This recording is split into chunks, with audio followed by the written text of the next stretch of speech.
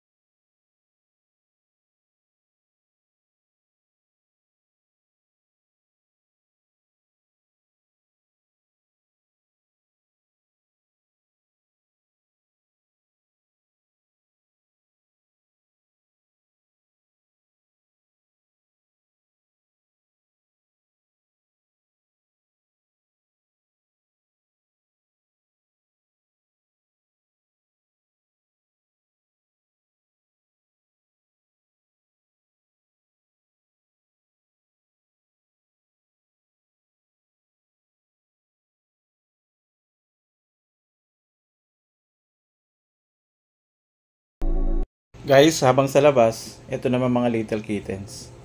Yan, naglalaro sila. Tignan nyo nangyari na lang sa karton. Yan ang ginagawa nilang kaskasan. Pero nag-enjoy naman sila paglalaro. Hindi lang dyan, pag nakatawid sila rin palabas, ayan, dito nagpupunta sa may dulo. Sa pwesto ni Coco. Ayan, nandyan si Kap Kap, oh. Tatanaw-tanaw din. Actually, yung mga ginagawa ni Coco, ginagaya rin ni Kap Kap.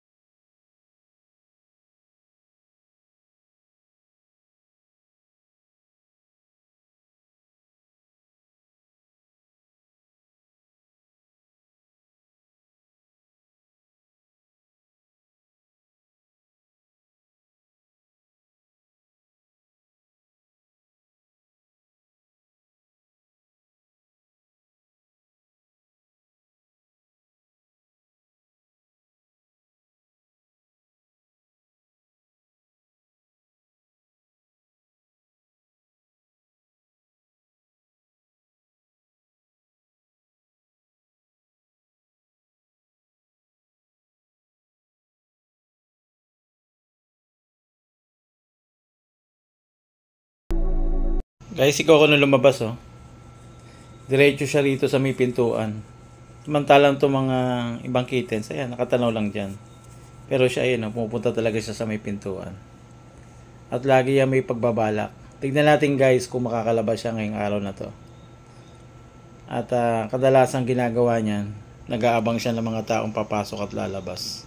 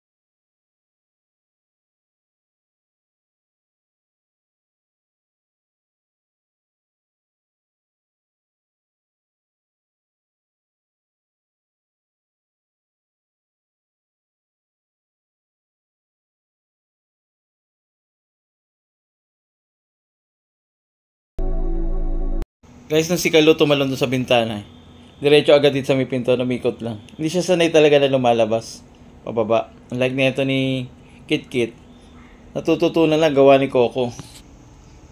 Yan yung kanilang ginagawa.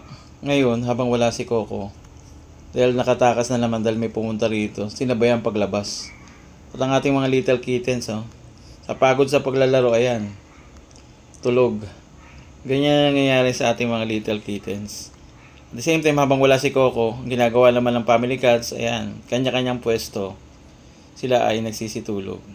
Samantalang to si Coco nandoon, nakatakas na naman. Tignan natin kung anong oras babalik si Coco. Aga pa siya nung siya ay lumabas, siguro mga 2 o'clock. At ito naman si Kit Kit, nasa pwesto niya.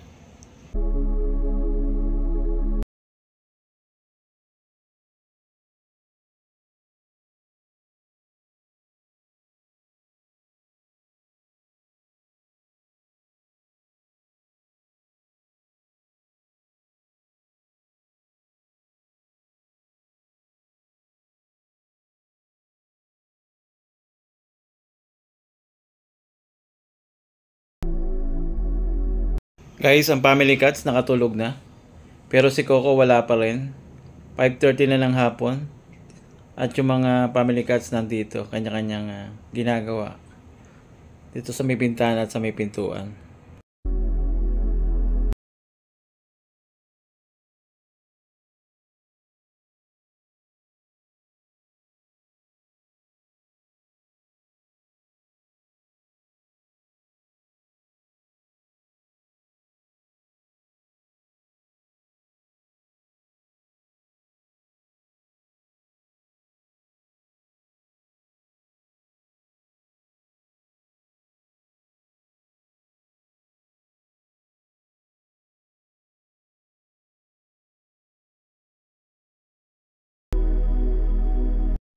Guys, dilim na. Si Coco, ayan, pauwi pa lang, oh. Magse-7 na. Coco, gabi na. Maghapon ka na naman doon sa labas, ha. Hindi naman dumi mo.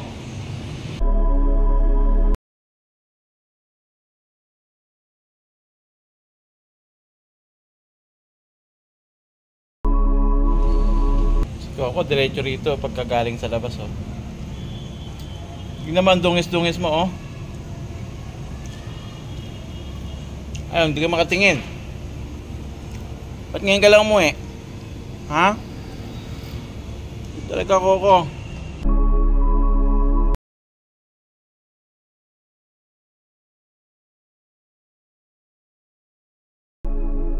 Si Coco, pumasok na galing doon sa mini garden. Gusto na niyang pumasok.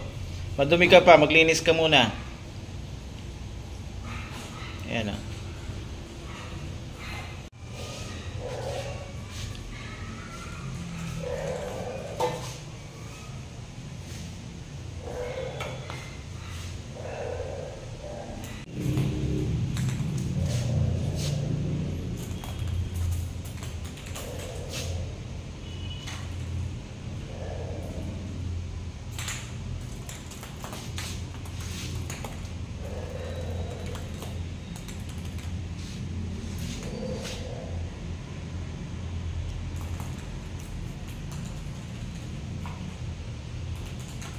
Guys, so, tignan niya.